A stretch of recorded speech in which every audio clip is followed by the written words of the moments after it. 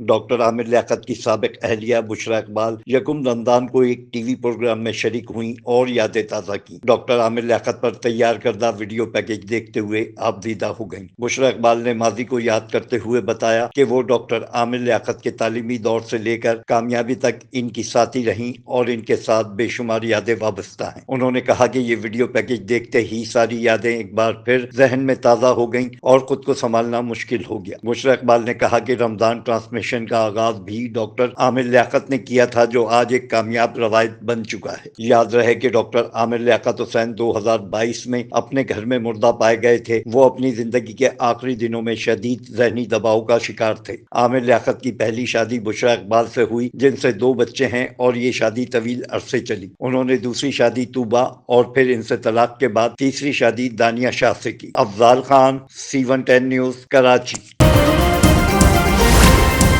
C110 news, خبر کی اصل خبر۔